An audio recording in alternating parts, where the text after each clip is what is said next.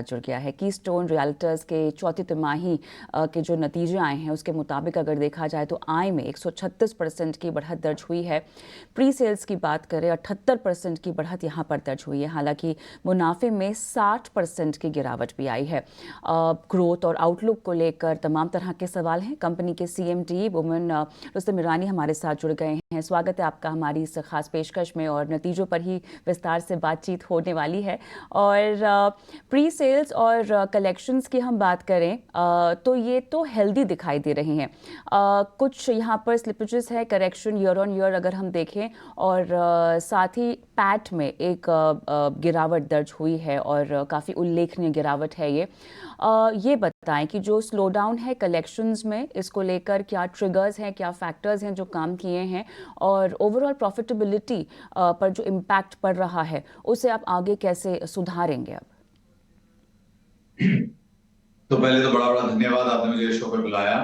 मैं कहना चाहूंगा कि FY24 एक्चुअली काफी अच्छा रहा हमारे लिए।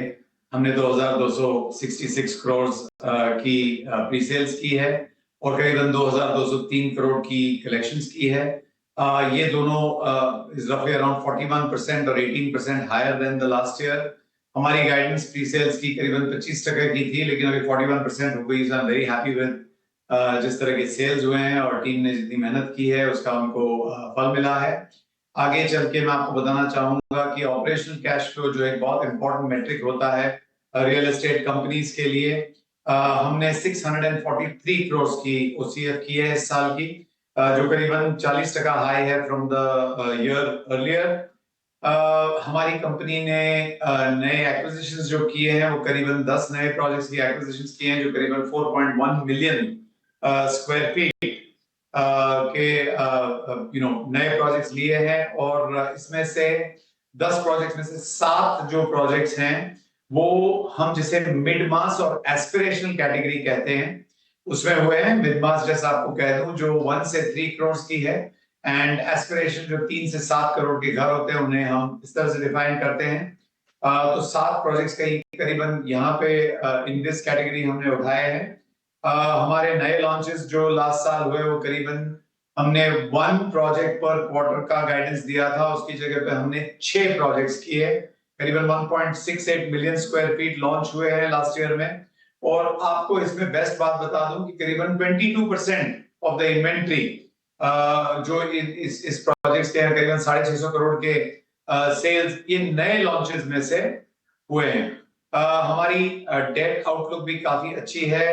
We are at 0.43:1 debt equity ratio gross debt की, एंड अबाउट 0.2:1 नेट डेट के लिए। हमारी ग्रॉस डेट जो है वो 765 करोड़ है और नेट डेट जो है 359 करोड़ की है। हमने लास्ट ईयर में करीबन 4.65 मिलियन स्क्वायर फीट की कंप्लीशंस की है। 12 बिल्डिंग्स जो 9 प्रोजेक्ट्स में सेग्रीगेट किए थे इन सब की OC आ गई है और यहाँ पे हम पोजेशन देना शुरू किए हैं। हमने देखा है कि हमारे पूरे पोर्टफोलियो में मिड मास और एस्पिरेशन की सेल्स जो है वो करीबन 56% है और हमारे प्रीमियम सेगमेंट में द ग्रोथ जो हुई है वो करीबन 7% growth of pre sales in the premium segment हुई है।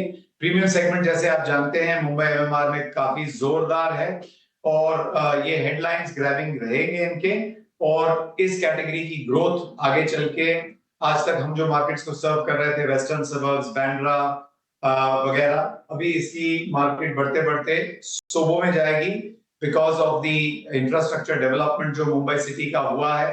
रोड कनेक्टिविटी आ गई है पूरी। आप अभी साउथ मुंबई से BKC करीबन 20 मिनट में पहुंच सकते हैं, ये बहुत बड़ी बात है। और वहां पे भी रेजिडेंशियल डिमांड अब बढ़ेगा और रुस्तम जी कीस्टोन रियल्टर्स जो हमारी कंपनी है वो इस एरिया में ग्रोथ करने वाली है। वाकई और वाकई इसमें वाकई बोमन सर, एक चीज और है। अगर हम किसी भी कारोबार को देखें और किसी भी कारोबारी के लिए वो कहते हैं ना कि रिजल्ट सीजन तो है ही है, बच्चों के भी रिजल्ट्स आते हैं और किसी भी कारोबारी के लिए उसका कोई भी कारोबार उसके एक बच्चे की तरह ही होता है। अब क्या होता है कि एक बच्चे से उम्मीदें जो होती हैं, जब उम्मीदों को से कहीं आगे जाकर वो परफॉर्म करता है, जो आपके नतीजे दर्शा रहे हैं। आप लोग की जो एक्सपेक्टेशन थी उससे कहीं आगे जाता हुआ कारोबार नजर आ रहा है। अब FY25 में अब कौन सी उम्मीदें आगे लेकर चल रहे हैं? जाहिर सी बात है कि जब आप अपनी ही एक्सपेक्टेशन को बीट कर दें, बीट करके बहुत आगे निकल जाएं, तो थोड़ा सा और लालच बढ़ ही जाता है। नहीं, मैं ये कहना चाहूंगा कि लिस्टेड कंपनीज जो होती है वो काफी डिसिप्लिन्ड होती है और लालच का इसमें आपको एंट्री देना नहीं चाहिए। और हमारी बोर्ड जो है वो काफी स्ट्रॉन्ग बोर्ड है, जो हमें ऑन सेट रेल्स रखती है, हमसे एस्टिमेट्स लेती है, बजट्स लेती है, ग्रोथ टारगेट्स लेती है। और जैसे मैंने कहा कि लास्ट ईयर हमने गाइडेंस दिया था 1 प्रोजेक्ट पर ईयर पर क्वार्टर। ये साल में हमने गाइडेंस दिया है 2 प्रोजेक्ट्स पर क्वार्टर लॉन्च करेंगे। और मेरी इच्छा है कि अगर सब सही रहा तो we will cross this target also. आज की तारीख में कीस्टोन रियल्टर्स एक इन्फ्लेक्शन पॉइंट पे है। हमने लास्ट 2 सालों में करीबन 15 प्रोजेक्ट्स एक्वायर किए हैं। ये सारे प्रोजेक्ट्स ऑन ट्रैक्स आने वाले हैं इस साल में। तो आपने FY24 की जो परफॉर्मेंस देखी उससे कई ज्यादा हमारी एक्सपेक्टेशन है FY25 की परफॉर्मेंस में। लेकिन गाइडेंस के लिए हम सिर्फ हमारा 25% ग्रोथ की जो एक टारगेट देते हैं वही देंगे और इसको काफी एक्सेल करेंगे आगे। और जैसे मैंने कहा south Mumbai has also opened up और यहाँ पे भी हमारा एक जोरदार वॉच रहेगा, थ्रस्ट रहेगा। और इसमें लार्जली रीडेवलपमेंट जो आप देख ही रहे हो पूरे मुंबई की हो रही है। अभी साउथ मुंबई में भी काफी जोर से इसकी एक्टिविटी शुरू होगी और हम वहां पे डेफिनेटली हमारा एक स्टैम्प बनाएंगे और इसको लेके चल के आगे चलेंगे। इफ यू डोंट माइंड आपको एक दो और चीज बता दूं, हमारी कंपनी इस साल में प्लॉटेड डेवलपमेंट्स में भी जा रही है। हम एक्सप्लोर कर रहे हैं डेटा सेंटर्स का, but there is nothing finalised on that account. हमने एक्सप्लोरेटरी प्रोसेस चालू की है और हमने एक्सप्लोरेटरी प्रोसेस एडवांस लिविंग, जो मिड सिटी एडवांस लिविंग है, उसके लिए भी किया है। एडवांस ईयर्स की लिविंग के लिए जो लोगों को एक सॉलियर वाले घर चाहिए जहां पे उनकी हेल्थ केयर की टेक केयर हो सके। ये पहले बनते थे लोनावला, खंडाला और बाहरी इलाकों में। अब हमने देखा है कि मुंबई का जो है वो मुंबई में रहकर ही लेकिन उस तरह के घर में रहना चाहते हैं जहां पे उसकी देखरेख की जाए। तो हम इसमें भी एक्सप्लोर कर रहे हैं और हमारा मानना है this will be a very large market in the coming years. बिल्कुल। सर, थोड़ी देर पहले आप प्रीमियम सेगमेंट में ग्रोथ की बात कर रहे थे, बट एज ए कंपनी आपका फोकस ज़्यादातर मास मिड सेगमेंट में और अफोर्डेबल सेगमेंट में काफ़ी रहा है। और आपने जो प्रोजेक्ट भी लॉन्च किए हैं उसमें अगर कुछ फोर्थकमिंग डेवलपमेंट्स की बात करें तो ज़्यादातर प्रोजेक्ट्स इसी सेगमेंट को बिलोंग करते हैं। बट अभी आपने खुद भी कहा कि प्रीमियमाइजेशन ट्रेंड बढ़ रहा है, डिमांड ट्रेंड थोड़ा वहाँ पर बदलाव होते हुए नज़र आ रहा है। तो क्या आने वाले समय में आप भी अपना फोकस या फिर प्रोडक्ट मिक्स उस तरफ शिफ्ट करेंगे? जब मैं कह रहा हूं कि प्रीमियम की ओर हमारा ध्यान बढ़ रहा है, इसका ये मतलब है कि हम ऑलरेडी प्रीमियम सेगमेंट में हैं। हमारे जो प्रोजेक्ट्स हैं प्रभादेवी में, बांद्रा में, अब वर्सोवा में जो हम बनाने जा रहे हैं, जहां पे प्रोजेक्ट्स लॉन्च हो चुके हैं, ये सारे मार्केट्स जो है वो प्रीमियम प्रोडक्ट मार्केट्स हैं।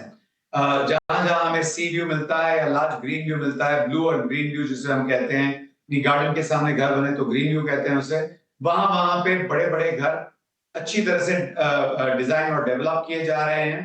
और लेकिन जितने भी आप रिपोर्ट देखेंगे जो हमारे सारे इंस्टीट्यूशंस बना के आज की तारीख में दे रहे हैं, ये सारे रिपोर्ट्स जो हैं वो पॉइंट आउट करते हैं कि largest part of the market Mumbai और एमएमआर का 1 से लेके 7 करोड़ के बीच में के घर हाईएस्ट नंबर में बिकेंगे। और इस मार्केट को हम अच्छी तरह से समझते हैं और इस मार्केट को हम अच्छी तरह से सर्व करते हैं और इसे ग्रो करते जाएंगे। इसके साथ ही हम प्रीमियम सेगमेंट में भी आप देखिए बांद्रा पश्चिम में, वर्सोवा में, सब सिटी में हमने प्रोजेक्ट्स एक्विजिशन की बहुत ही स्ट्रॉन्ग ग्रोथ की है। और ये सारे जो प्रोजेक्ट्स हैं इसमें प्रीमियम डेवलपमेंट करेंगे। और जैसे आप जानते हो प्रीमियम डेवलपमेंट में रुस्तम जी काफी सक्सेसफुल रही है।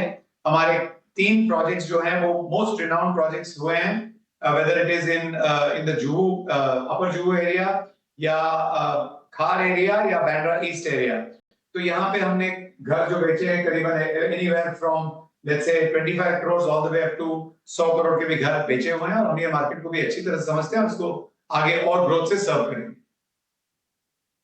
बहुत बहुत धन्यवाद आपका, आपने समय निकाला और इतने इत्मीनान से और इतने विस्तार से तमाम सवालों के जवाब दिए आज और दर्शकों को तमाम जानकारियां दी। धन्यवाद। और कीस्टोन रियल्टीज को लेकर हमारे एक्सपर्ट्स का क्या कहना है, लेकिन उससे पहले हमारे आज के मेहमानों से आपका तारुफ करा देते हैं।